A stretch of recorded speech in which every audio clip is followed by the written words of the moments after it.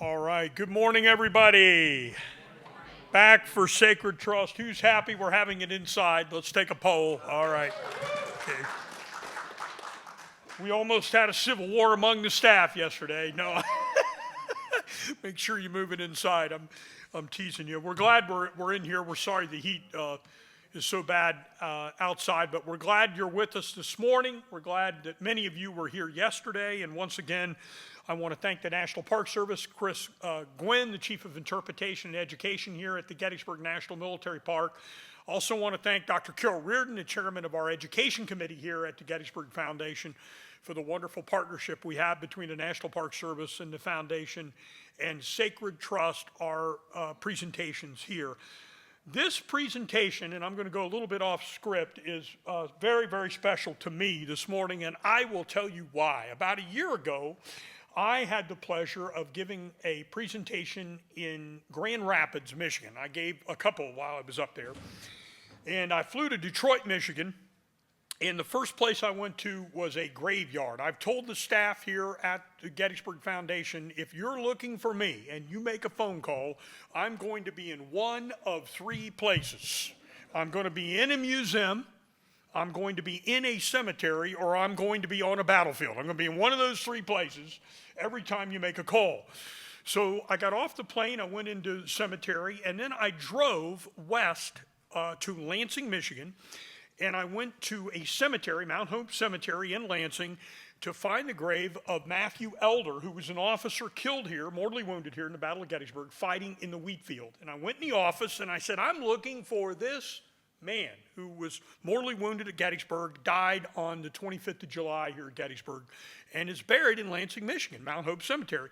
And the cemetery staff said, first of all, they wrote down Matt VanAcker's name on a sheet of paper and said, call this man. 2 weeks ago, he was looking for the same grave. Call him. So I called him. What do you think the odds are 160 years later? So I called him and found out, he'd be very gracious, that he is in charge of the flag program at the state of Michigan.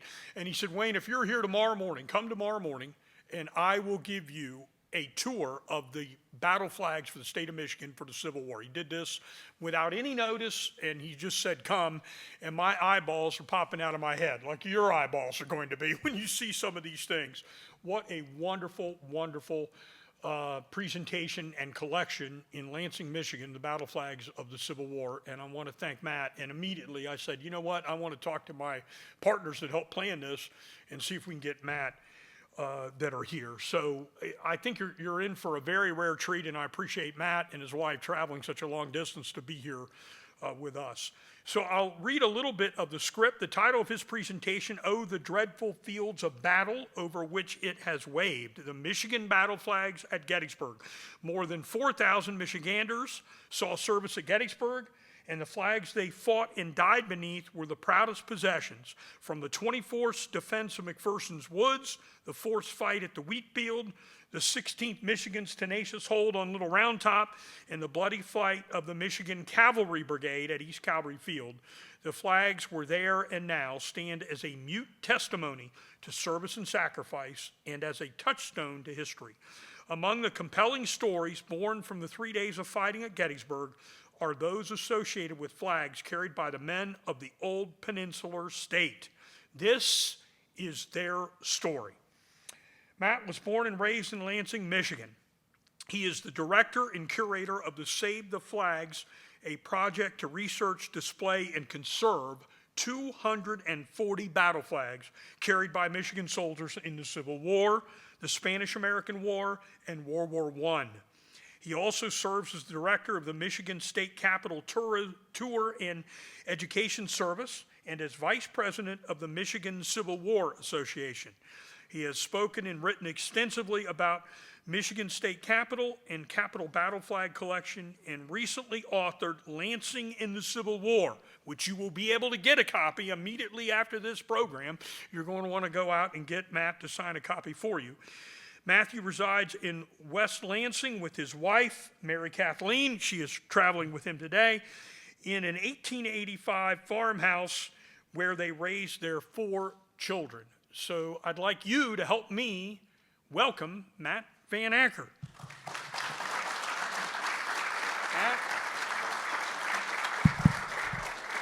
Please silence your cell phones. I forgot to tell you that. Make sure you silence all your cell phones. And if you have to go out, please go out the back door rather than the front door.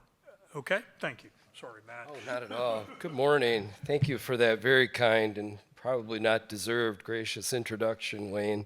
It's crazy how things come together and how history comes together periodically to have the right thing happen.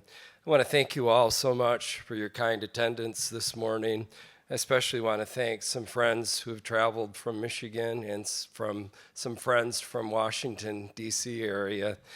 I'd also like to thank my lovely wife. She's been my accomplished accomplice and companion for a lot of years and has been in the thick of this for the last 30 years in my work with this wonderful flag project. I'm honored and deeply humbled by the invitation to be here. I want to reach out to thank Wayne and the foundation and the wonderful staff here at Gettysburg for their kind invitation to speak to you about the battle flags of Gettysburg, the Michigan battle flags of Gettysburg. I do need to preface my remarks with this. Not by any stretch of the imagination would I consider myself as an expert or a historian on the Civil War or Gettysburg. I will always gratefully lead that to the real experts here at Gettysburg and who do such wonderful interpretations of this battle. That being said, in my more modest moments, I do fancy myself as someone who knows a thing or two about the Michigan battle flags that saw service. So if you'll forgive the expression with this talk, I'll be dancing only with the one who brung me. I'll be talking of those battle flags and sharing some of the incredible stories of the boys who fought and fell beneath them. I also want to apologize. I will be relying very heavily on my notes. This is a lot of stuff. The 1860 census of Michigan reported her population to be approximately 750,000 souls. 5 years later, by the spring of 1865, the old peninsular state had sent over 90,000 of her father's sons and brothers to the horrific battlefields of the Great American Civil War. We believe this to be, on a per capita basis, among the largest contributions of any of the northern states, and represented well over 50% of her eligible male population. Believe me, I've done the math, well over 50%. Could we ever fathom or even venture to support a similar contribution by the standards of modern warfare?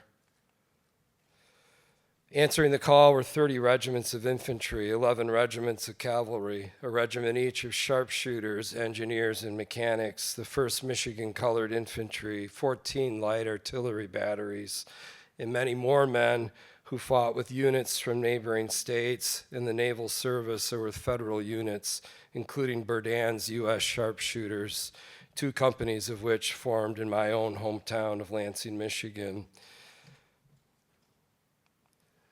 4,000 of these men struggled here among the rocky hills, fields, and orchards of Gettysburg, some of them finding their final resting places in graves just over yonder. One of my very earliest childhood memories was of viewing the battle flags in the rotunda of the Michigan State Capitol in Lansing, where I was raised. I was a 4-year-old child. Never could I have imagined then that I would spend my 58th birthday on the fields of Gettysburg, having been charged with the awesome responsibility of caring for these priceless treasures. This is a responsibility and honor that I do not shirk, nor one that I take lightly. For you see, these flags and this project to preserve them have become a very important part of who I am as an individual, a proud Michigander, and an American. These flags have a way, their way, of deeply affecting a person. To gaze upon the battle honors lovingly inscribed, the blurred and shrunken stars, the stitches of the soldier's own desperate attempts at battlefield repairs, the shattered staffs, the frayed fringe, the still pungent odor of centuries-old spent powder. the silk crimson stained. Hearts of stone cannot help but be moved, softened, melted by the experience. These flags have become to me as dear old friends, ragged, worn, aged, tired, so very, very tired, but desirous of the opportunity to tell their stories, desirous still, as old friends often are, in their own infirmity, to have someone, to have anyone listen. But alas, sadly, these flags do not, nay, they cannot speak in audible tones, but their stories of undaunted courage and unimaginable bravery are manifested by their rent folds and in their silken fields of glory. To a soldier, a good soldier, the colors of his regiment are a priceless treasure. For their honor, he will submit willingly to any sacrifice, and a stain cast upon them is a stigma upon his own character. In the hour of peril, he will rally round them, heedless of the din of battle, and he considers his life of no value in their defense. Frederick Curtenius, Colonel, 6th Michigan Infantry. The colors stood and still stand as a constant reminder of the 90,000 Michigan men who fought in that war, the 15,000 Michigan boys who did not return, boys whose bodies were laid in their blood-soaked uniforms in shallow, hastily dug graves across the battlefields of this nation, boys who left their homes and hearth fires in Michigan and fought and endured 4 long, horrific years of combat. And those who were fortunate enough to return to those home fires, God sparing their lives, came back changed men who I have absolutely no doubt spent many a sleepless night, perpetually consumed and burdened by the guilt of the blood they had spilled, burdened by the guilt of Cain for having slain his own brother, by the guilt of their mere, but yet their most audacious act of simple survival, while so many of the comrades of their youths perished round and about them in the struggle. These were men, however, who also were determined that what they had seen and what they had done should actually mean something, that it should not be frittered away and wasted, that it should go towards building a state in a new and a free nation that was truly worthy of their service, their sacrifice, and by God was truly worthy of the buckets of blood that had been spilled. They were also determined that they should be remembered. And this was not some boastful or vainglorious attempt at immortality, but with the desire, the hope, the fervent prayer that the madness, the uselessness, the horrible, utter brutality that is all war would never, ever again be visited upon this nation, upon their progeny, their children, or their children's children. And so they came back to the haunted fields of their youths. They came back here to Gettysburg on June 12th, 1889, to dedicate their monuments, lest we forget their sacrifice, their service, and the brutality of war. The 24th Michigan Volunteer Infantry Regiment formed in the summer of 1862, largely in Wayne County, Michigan, under the direction of Colonel Henry A. Morrow. 33-year-old Morrow was born and raised in Warrenton, Virginia, but moved to Michigan as a young man. He was a veteran of the Mexican-American War, and by 1862 was a judge in the Wayne County Recorder's Court. He was beloved by his men and considered one of Michigan's finest Civil War officers. Among his regiment were Henry Ford's uncles, John and Barney Littagott. Ford would be born just a few weeks after the battle raged here at Gettysburg. Another early enlistee in Morrow's 24th was a widow farmer from Nankin Township, Michigan, in Wayne County. Abel Peck was 42 and had outlived 2 wives when he joined the regiment and left his daughters, Alice and Ella, in the care of relatives and friends. Abel wrote incredibly moving letters home to his daughter, Alice, which thankfully survive in the archives of Michigan State University, my alma mater. In his first letter, Abel asks his daughter Alice to please excuse his poor spelling and penmanship. Each letter was almost always lovingly addressed, "My dear child," and signed with fondest regard, "Your father Abel." O.B. Curtis, writing in 1891 in his history of the 24th Michigan of the Iron Brigade, tells us that the regiment's battle flag was presented on August 26, 1862 at 5 p.m. as it assembled on the campus Martius in Detroit. David Harborough presented the flag with these words, "Colonel Morrow, the county of Wayne have given to you her truest and noblest sons. F. Buell and Company requests me to present through you to the regiment this beautiful banner. It is the gift of generous, loyal men and patriotic soldiers. It is the flag of our country. May its stars and stripes ever be seen moving onward." Colonel Morrow, in accepting the flag on behalf of the regiment, promised that it would never trail before the enemy or fall into enemy hands. Quote, "If my regiment fall, it shall be with honor," end quote. The national flag, with its gold bullion fringe and beautifully embroidered stars and regimental designation, was then delivered to Color Sergeant Abel Peck. After spending a month in the forts near Washington, the regiment marched to Sharpsburg, Maryland, and joined the legendary Iron Brigade. The brigade, made up of Wisconsin and Indiana regiments, had already suffered terribly, particularly at Bronner's Farm, Antietam, and South Mountain, where they earned their nickname from their iron resolve and steadiness. In November, Abel wrote from Virginia, "Dear child, I have a little time to spare and cannot spend it more pleasantly than trying to write to you. This morning, the colonel called us together and talked to us. Said he thought we should have to fight today or tomorrow, but we can't tell. If we have to fight, I expect to take my part, and if I fall, you must not mourn, for I think that the honor of having a father die in the defense of his country will make up for the loss you sustain. Dear one, goodbye." In December of '62, during the Battle of Fredericksburg, the 24th performed like seasoned soldiers, taking casualties and thereby also winning the respect of their comrades. The Michigan men also won the right to wear the brigade's famous badge of courage. They too would now be known, along with the rest of the brigade, as those damn black hats. In mid-June of 1863, Abel wrote again to Alice, "My dear child, I embrace this opportunity to say to you that I am well. It is very warm and dry. Where we are going is unknown to us, but I suppose the Rebs are trying to get into Pennsylvania or Maryland. I must close, for the mail is to go very soon, and we may start any time.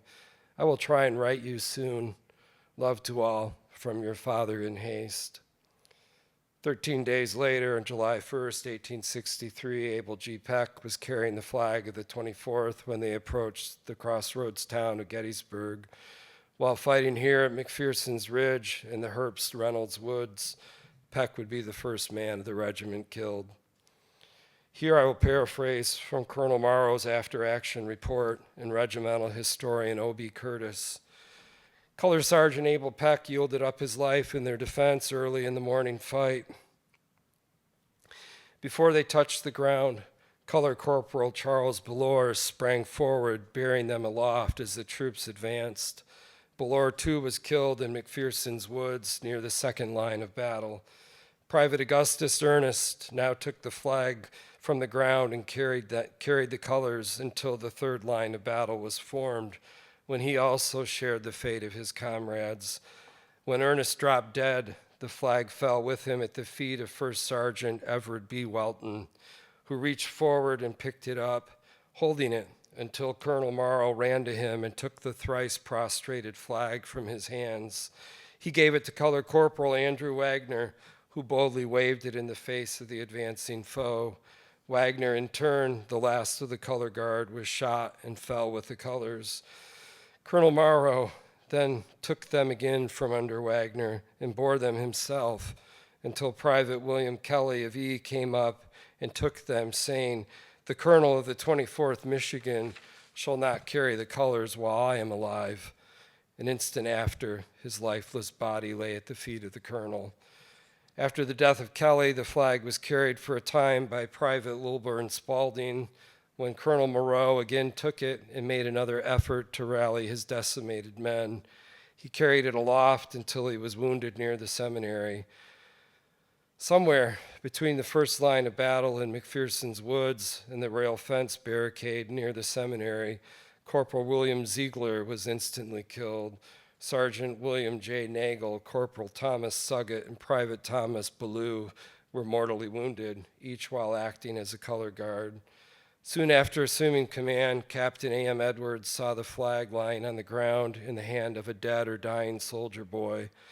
Captain Edwards took the flag from the young soldier's hands, which were grasping it with a death-like grip, and after rallying the men to it amid a shower of bullets, bore it through the town to the cemetery, where he planted it near a battery and sat down on a gravestone while the remnant of the regiment rallied around its bullet-riddled folds. Few instances of such devotion to the flag can be found in the history of any war. During the first day's fight, the flag of the 24th Michigan was borne by no less than 10 different persons, 5 of whom were killed instantly and 4 others mortally wounded. The Iron Brigade lost 1,153 men. Of the 496 men of the 24th who entered the fight in the morning, 363 were killed, wounded, or missing by nightfall. With over 70% casualties, the 24th suffered among the highest losses of any Union regiment here. Their flag is one, if not the most famous, of all the 240 flags in our collection. Some flags, such as the 24th, are very well documented and their provenance is unquestioned. They have left a marked paper trail of their use through newspaper articles, diaries, descriptions, and in even rarer instances, actual photographs. Other flags in our collection sadly lack that important primary source trail. Earlier this spring, I received an email from Gettysburg's own Ranger Dan Welch requesting information and possibly an image of the flag of the 16th Michigan Infantry Regiment, the flag that they carried in its defense of Little Round Top. Sadly, I had to share with them the news that we cannot say for certain that one of the 4 flags of the 16th in our collection is definitively the flag the regiment fought beneath on July 2nd, 63. Perhaps a description of how we have come to this conclusion might be valuable and also shed some light on the work we do in both preserving these flags, but also in attempting to document their history, when and where they were carried. Sometimes this work is conducted simply by the process of elimination. SC-60 that you see here on the frame, although an incredibly beautiful flag, was carried and most probably commissioned at the end of the war, is indicated by the complete set of battle honors done in one artist's hand, including the honor for Lee's surrender at Appomattox. An article from the New York Tribune in June of '65 states that several regiments were having their flags inscribed in the city, including the 16th. It is a 35-star regimental, indicating it was commissioned post-Gettysburg and post-West Virginia's entry into the Union. It also indicates on the bottom banner their veteran status, January '64, after they had re-enlisted. You will note, though, that it does have the battle honor for Gettysburg. SC-61 is a fragmentary national, and even though half the canton is gone, it bears evidence that it too was a 35-star flag, following the Philadelphia depot pattern, 10 stars in the center oval, 20 in the outer, 1 star at each corner, and 1 dead center. This would also exclude it from consideration of having been at Gettysburg. SC-77 is very fragmentary. Most of what you see in the image is netting that was added in an awkward and admittedly horrible and damaging attempt at conservation in the 1960s. We are in the very slow process of conserving all the 1960s netted flags. Only 1 star is visible in the canton. The 1 star that remains is painted in gold. Giving credence to the comments made by Colonel Edward Hill at Gettysburg on June 12, 1889, at the monument dedication, he stated that, quote, "When the brave sergeant lifted them up, their latest guardian with his lifeblood ebbing fast, prayed to die beneath their silvery stars. Taken at his word, this gold star flag would preclude it also from being the Gettysburg flag." SC-78, sadly, is a similar story of a very fragmentary national, mostly visible as the 1960s net with bits of silk and bottom fringe, no intact stars or even fragment of stars. SC-78 could, however, be the remnants of the Gettysburg flag, but the evidence, sadly, is fairly circumstantial. Lieutenant Colonel Norvell Welch procured a national flag from the Army stores in April of '63, in his words, a gift of the War Department. Just prior to their service at Chancellorsville and Gettysburg, Welch was a 26-year-old University of Michigan Law School graduate when he enlisted in 1861, and by July of '63, he was leading the regiment. In presenting the flag to the regiment, Welch spoke of the importance of the banner. Quote, "Upon it the stripes are as ever. In its blue field not a star is blotted out. It is for the preservation of this holy thing that we have sacrificed ease and pleasure. For the preservation of this holy thing." At Little Round Top, the 16th was exposed on their right flank, and with little time to position themselves, they were ferociously attacked. The fighting seemed centered on the color guard. Among the flag, the casualties were horrific, and purportedly every man of the color guard but one was killed. Withstanding two spirited attacks, despite being outnumbered, a major misunderstanding took place at the third attack. Somehow the colors, possibly in the hands of inexperienced men, along with 3 right companies of the regiment and their commanding officer, became separated, or very purposely withdrew from the body of the regiment. The rest of the regiment noted that Welch, during the hottest part of the battle, had left with the colors for some reason. No one knows exactly what happened. Some credited cowardice, others confusion, but disaster would have struck if the 140th New York hadn't arrived to assist the remaining members of the 16th in plugging the hole. Because of the Union victory at Gettysburg, the matter was allowed to drop. However, Welch felt the stigma keenly. Colonel Byron Cutchin of the 20th Michigan Infantry was Colonel Welch's friend. They were classmates at U of M, class of '61. Cutchin spoke of their relationship at a Decoration Day event in 1899. He stated that the evening before the Battle of Peebles Farm, during the siege of Petersburg, well after a year after Gettysburg, he met with Colonel Welch in his tent. Upon departure, Cutchin grasped his friend's hand in a farewell gesture, and Welch said to him, quote, "Colonel, the next fight I get into, I'm going for a star or 6 feet of ground." The next day, September 30th, 1864, Welch led an attack on an earthen fort. The first to mount the ramparts, he called out, "Follow me," and raised his sword. A rebel bullet pierced his brain, and he fell dead. Colonel Cutchin witnessed the detail, carrying his classmate and fellow colonel's body off the field. When the body was returned to Ann Arbor to his 6 feet of ground, Welch's funeral was the largest the city had ever seen. Norvell Welch's enlistment had expired a week before his suicidal charge. Is it our place, from the comfort and safety of our armchairs and the distance of 160 years, to pass judgment upon and question the bravery of such men? The 1st Michigan Infantry Regiment saw extensive action in most of the early major battles of the war, and they arrived on the field here at Gettysburg very early on the morning of the second day. Around 4:30 that afternoon, under the command of Colonel Ira C. Abbott, they were engaged near the Wheatfield on the Stony Hill. Abbott was a 38-year-old postmaster from Burr Oak, Michigan. Wounded twice at Fredericksburg, he led his men into combat on July 2nd as a well-seasoned veteran.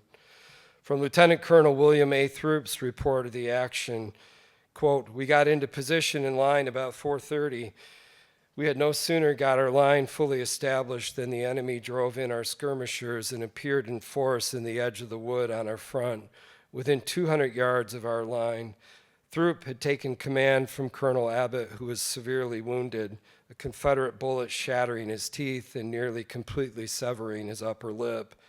Throop continued in his report, "We ordered our men to fix bayonets and commence firing on the enemy with a deadly effect, driving him back after a severe fire of half an hour. He, however, soon returned and was a second time driven back with great loss." Quote, "Our color bearer, Sergeant Patrick Connor, was the first man wounded. The colors were at once taken from the ground by Corporal John Harrington and gallantly borne through the battle. The first held the line until being relieved by a brigade of Pennsylvania reserves. Of the 125 men who fought that day on the Stony Hill, 44 were casualties." Lieutenant Colonel Throop would be permanently promoted to command of the regiment. Breveted Brigadier General and post-war served as Michigan's Quartermaster General. The fight at the Stony Hill would be Colonel Abbott's last. Although he recovered from the wound, ill health kept him from the field. He would serve in D.C. on the Courts-Martial Board and would end the war as a Brevet Brigadier General, and then post-war in the Pension Bureau until his death in 1908. He is buried at Arlington National Cemetery. Working with Save the Flags has afforded me many unique opportunities in meeting interesting individuals, present company included, and the current caretaker of the engraved, personalized revolver carried by Colonel Ira Abbott at the Stony Hill. What a thrill that was. Not far from the Stony Hill, near another Michigan regiment was fighting for its very survival in the nearby Wheatfield. On the afternoon of July 2nd, 1863, after an exhausting march, the 4th Michigan Infantry arrived at Gettysburg. Several hours after its arrival, they were engaged. The fighting was chaotic and desperate as they were nearly surrounded. Those men who were not killed or captured were caught in deadly hand-to-hand combat in their attempt to cut their way out of the firestorm. Some of the most brutal fighting took place around the colors. Henry Sage gave an account of the action in a letter written in 1884. Quote, "It is reported that our color bearer, Thomas Tarnsney, either surrendered or threw down the colors and ran. Colonel Jeffords, seeing our colors close by in possession of the Rebs, called on my brother, Richard Watson Sage, to rescue the colors. Jeffords, who was a lawyer from Dexter, Michigan, had advanced in rank from lieutenant of the Dexter Union Guard, the flag you see here, to eventually rising to colonel. Sage wrote of the outcome of the battle, quote, "In the fight, the colors were torn in shreds, and in the act of fighting the way out, Colonel Jeffords was killed by bayonet thrust through the body. According to some accounts, Jeffords was not killed immediately, but instead mortally wounded, succumbing to his injury early the next morning. His last words, 'Mother, mother, mother.' In addition to Jeffords, several other members of the color company were wounded or killed during the intense fighting in and near the Wheatfield. Color Corporal Charles Phelps was killed, Color Guard member William H. Plummer was wounded in the leg, and Sergeant Edwin Tripp was wounded by 5 rebel bullets and died shortly after. So what happened to the flag that so many of these men had fought and died for? Robert Campbell, the regimental quartermaster, and Sage agreed it was torn to pieces and lost on the field of combat. Campbell said that, quote, "Our flag was lost, said to have been torn to pieces in the general melee. Today, 2 fragmentary national flags of the 4th survive in the Capitol Battle Flag collection. While some would like to believe that one or the other may in fact be the Jeffords flag, almost all the first-hand accounts of the action around the colors make this seem implausible. Still they crowded forward, bound upon victory until we came face to face and bayonets were used. And right here I will tell you that this is the only time in all of my service that I was in a real hand-to-hand, free-for-all mix-up. Frederick Osterly describing the action of the 7th Michigan at the Battle of Gettysburg, repulsing Pickett's charge. This is the only flag of the 7th in our collection. Mustered into service in Monroe on the 22nd of August, 1861, the regiment received its first stand of colors after it left Michigan. They fought in some of the fiercest battles of the war. At Gettysburg, the regiment entered the battle on July 2nd after a grueling 3-day march of 75 miles. Immediately sent to the front, they held their position at Cemetery Ridge and the Bloody Angle the following day against the withering fire of Pickett's charge.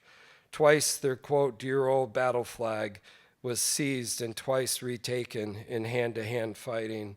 Although exhausted by the march and forced to fight without food or their colonel, Amos Steele, who had been killed, the 7th fought on, captured a flag of the 7th North Carolina Infantry.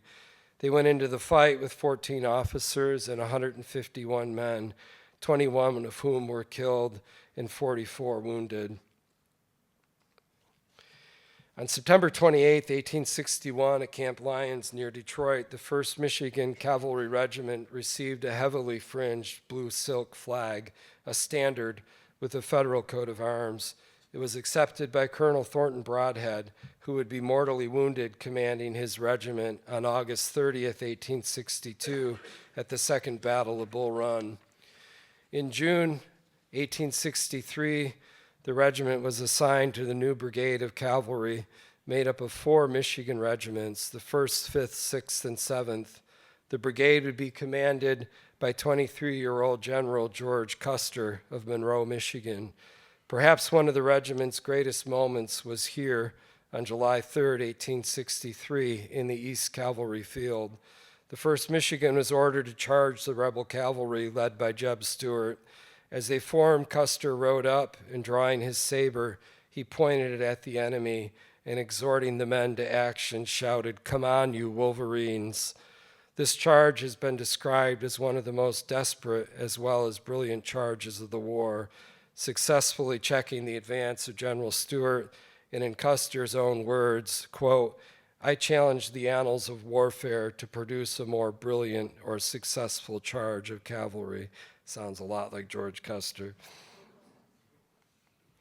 The 5th Michigan Cavalry was raised in Detroit area and mustered in on August 30th, 1862. Their Colonel Russell Alger would become a future governor of Michigan, a U.S. Senator and Secretary of War during the Spanish-American War.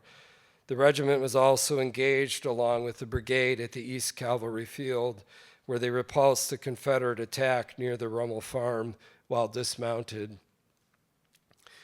3 weeks after Gettysburg, on July 24th, 1863, Captain Smith Hastings of the 5th Cav, a daring young 19-year-old officer from Coldwater, Michigan, defied a superior's direct order to abandon their battery's guns during a retreat at Newby's Crossroads. Dismounting, and with the help of the men under his command, he helped to slowly move the guns to safety, all the while under fire. His actions saved the battery from capture. Wounded at Trevilian Station, Virginia, in June of '64, Hastings was promoted to major in August and became the colonel of the regiment in December of '64. On August 2nd, 1897, he was awarded the Medal of Honor for his action at Newby's Crossroad. This regimental standard, along with a swallowtail guidon, were found in Smith Hastings' personal effects many years after his death. In 1993, Save the Flags was able to privately raise the funds to purchase both of these flags. One day after the transfer of those flags was made to 2 of our representatives who flew to California to buy them, the house that they were stored in was completely demolished by an earthquake. One day after. Organized at Grand Rapids and sent to the field October 11th, 1862, the 6th saw its first action under Custer's command near Hunterstown, Pennsylvania on July 2nd, where Custer led Company A of the regiment in a brash attack on a much larger force of Confederates. Custer made a lasting impression upon the entire brigade after ordering Company A to attack, when he rode to their front and exclaimed, "I'll lead you this time, boys, come on." Custer was unhorsed in the assault and came very close to losing his life. 32 men of Company A were killed, wounded, or captured. The following day, on July 3rd, the regiment saw action in supporting roles for the brigade in the East Cavalry Field. Over the duration of the war, they lost 7 officers and 95 men killed in action. After Gettysburg, 2 young enlistees from Michigan, William and James Van Scouten, joined the regiment. William would die at Andersonville Prison, and to James I am eternally grateful, he being the great-great-grandfather of my lovely wife, Mary Kathleen. The 7th was organized in early 1863 at Grand Rapids. In the fight on July 3rd, the 5th Michigan Cavalry was severely pressed and in danger of being overrun. Suddenly, the 7th intervened. Just then, a column of mounted men was seen advancing from the right and rear of the Union line. Squadron succeeded squadron until an entire regiment came into view with sabers gleaming and colors gaily fluttering in the breeze, recalled Captain James Kidd of the 6th.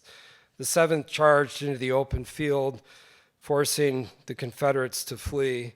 The charge seemed irresistible until they topped a small rise and came up against a stone wall and a rail fence, which stopped their advance. The fighting here was brutal. The 7th Colonel William Mann stating it was a desperate but unequal hand-to-hand conflict, the combatants so close as to powder burn the enemy with every firing of their weapons. After clearing a portion of the fence, the attacks continued, and after 3 charges, the regiment was forced to withdraw to the cover of the guns of the artillery. There are 3 flags in the state capitol battle flag collection that were carried by the 3rd Michigan Infantry. The first, a beautifully hand-embroidered presentation flag, was carried by the regiment from their enlistment in June of '61 until the flag was retired from active service and returned to their place of training, Grand Rapids, Michigan, in March of '63. Presumably, the regiment then received these flags as replacements, and they too were retired shortly after the 3rd Michigan was consolidated with the 5th Michigan in June of '64. So our assumption is that these flags would have seen service here at Gettysburg. From their after-action report, Lieutenant Colonel Edwin Pierce of the 3rd, he said they arrived on the field of Gettysburg around noon on July 2nd, after starting their march from Emmetsburg at 3 a.m. They were then deployed as skirmishers to the left of the peach orchard, driving back the enemy's skirmishers. Upon gaining this position, we discovered the enemy was massing his forces on our left, our men fighting with a desperation never witnessed, at times at a range of not over 50 yards. We held our position until 7 p.m., when we retired in good order. It was at this time that our Colonel, Byron Pierce, was wounded, and I assumed command. The colonel and lieutenant colonel were in fact brothers. It was also around this time that Corporal Orrin Wade of the Color Guard was mortally wounded in defending the flag. A piece of shell cutting through his right shoulder blade and lodging in his lungs. In a letter to his brother, Corporal Charles Price wrote about Wade's mortal wounding and stated that Wade said, quote, "It would kill his mother. He seemed to worry more about his folks than he did himself, and that he was willing to die if that was to be his fate. But he wanted me to write his folks. I paid my respects at Wade's grave last night in the National Cemetery." On July 3rd, the regiment was in support of the center of the Union line in repulsing Pickett's charge, suffering no casualties. Organized in August of 1861, the 5th Michigan Infantry mustered into service at Fort Wayne in Detroit. In receiving the presentation colors, Colonel Henry Terry said, "The lives of the whole regiment are all devoted to the defense of these colors. God grant it may never trail in the dust." At Gettysburg, the regiment was commanded by Colonel John Pulford, who received the 3rd of what would be 5 woundings in the course of the war. In the second day's fight in the woods near the Wheatfield, Colonel Regis de Trobriand, commanding the brigade, described the action and an incident with the color bearer. Quote, as I arrived near the colors, he, the color bearer, staggered and fell back several paces. I called out, steady. I am wounded, he said with a choking voice. Where? In the throat. I leaned over my horse and put my hand on his shoulder. It's nothing, I said. I see no blood. He immediately retook his place, raising up the flag. The ball which had struck him in the neck had bounced off his leather collar, and the shock had choked him for a moment. The collar referred to being the collar attached to the shoulder harness and cup used to carry the flag, a very rare occurrence of the act of carrying a flag being the savior of a color bearer and not a death sentence. Of the 283 officers and men of the 5th engaged at Gettysburg, they would suffer 109 casualties in killed, wounded, or missing. I have to mention we do not have a flag of the 9th Battery, so I haven't included that in my talk, nor do we have flags of the Berdan Company sharpshooters. In closing, the feelings of the men for their flags were well expressed by Lieutenant Henry Beach upon sending home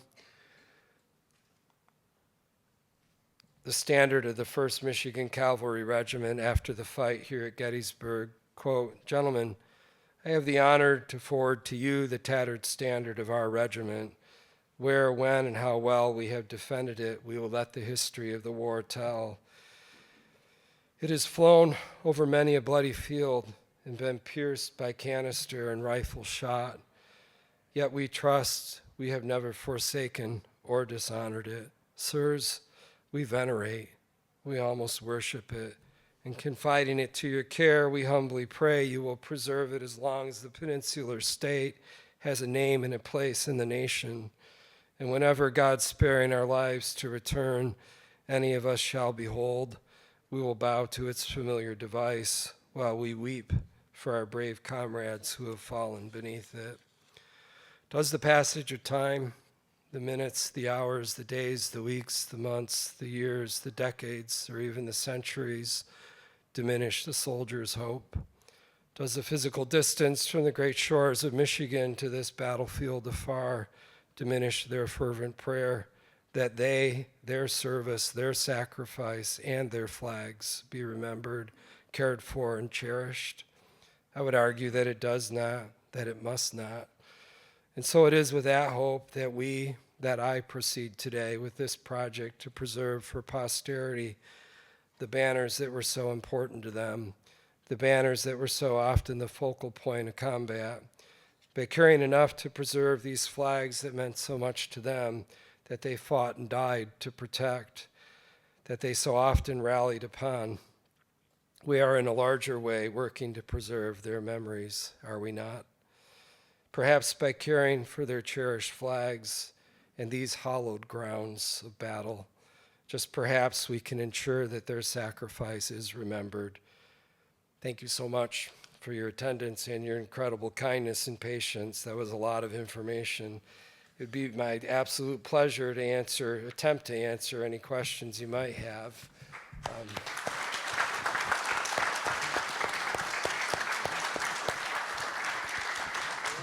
Pick up your copy of Lansing in the Civil War, everyone. Thank you, Matt. Wonderful presentation. Appreciate it. Thank you. And I just want to say a couple announcements here. So Matt will be out at the signing table for about the next hour. Our next presentation will be by Ron Kirkwood on the George Spangler Farm, his brand new book on news stories. It's volume 2. He's put out volume 1. George Spangler Farm is a property owned by the Gettysburg Foundation. It was the 11th Union Army Field Hospital here at Gettysburg, and Ron will be in this room at 11 o'clock speaking about that. Once again, you get the Wayne Mott's commercial. If you're not a member of the foundation, folks, help us bring these programs here to Gettysburg National Military Park and to this facility. And we appreciate all your support and your attendance this morning. And I hope most of you will rejoin us in a half an hour. Thank you.